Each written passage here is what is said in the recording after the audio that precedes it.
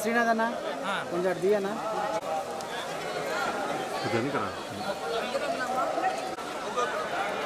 Phone ఎత్తురాదు రాసి వెళ్ళిపోతాను వెనకాల లోకల్ దిమ్మా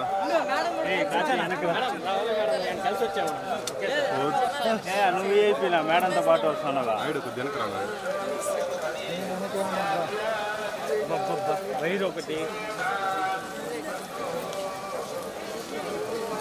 మేడం కొంచెం చూడండి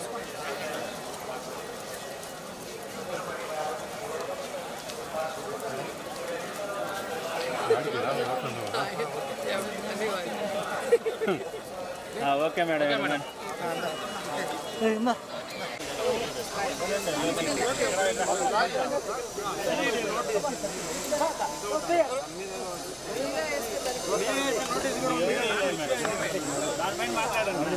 ఆంధ్రప్రదేశ్లో ఆడపిల్లలకి రక్షణ గురించి ఆలోచిస్తే చాలా బాధాకరంగా ఉంది.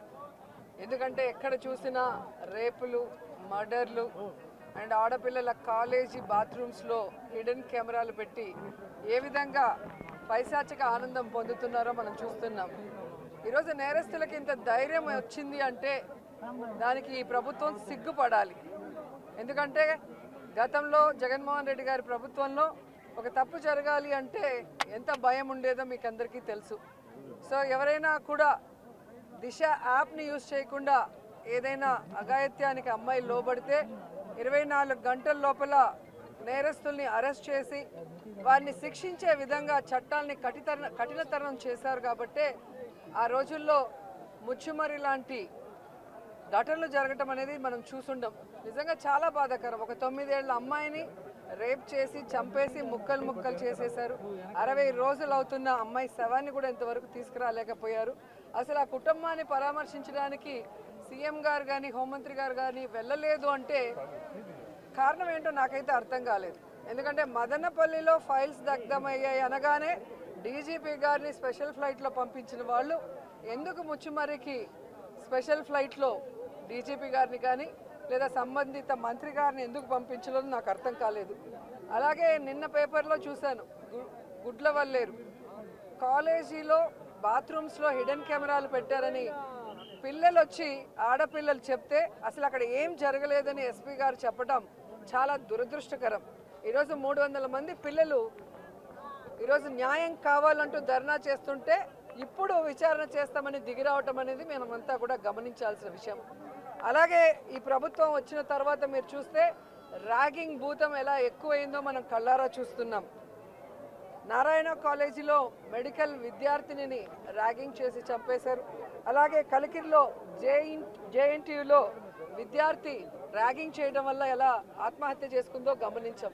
అంటే గత 5 సంవత్సరాలు లేని ర్యాగింగ్ భూతం మళ్ళీ ఈ ప్రభుత్వం వచ్చాక ఎలా పిల్లల ప్రాణాలు తీస్తుందో మనం గమనించాల్సిన విషయం.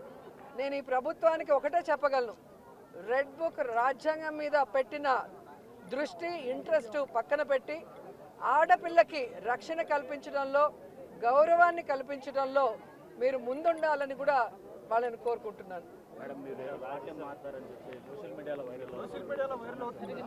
మాట్లాడిన తర్వాత అలా అంటే ఎట్లాగా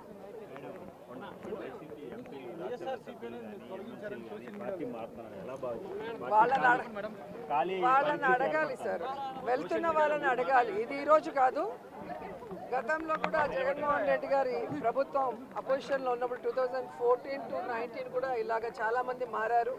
మారిన వాళ్ళు ఏమయ్యారో కూడా మనం కళ్ళారా చూసాం. సో ప్రజల చేత ఒక పార్టీ సిద్ధాంతాలు నచ్చి ఎన్నుకోబడిన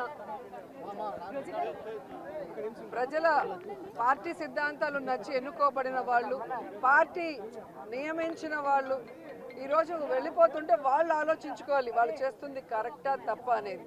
సో దీనివల్ల జగనన్నకో వైఎస్ఆర్సీపీ పార్టీకో ఎటువంటి నష్టం ఉండదు. ఎందుకంటే ఎప్పుడూ కూడా పార్టీకి ద్రోహం చేసి వెళ్ళిన వాళ్ళని ఎవరూ కూడా గౌరవించరు, క్షమించరు. పార్టీకి లాయల్టీ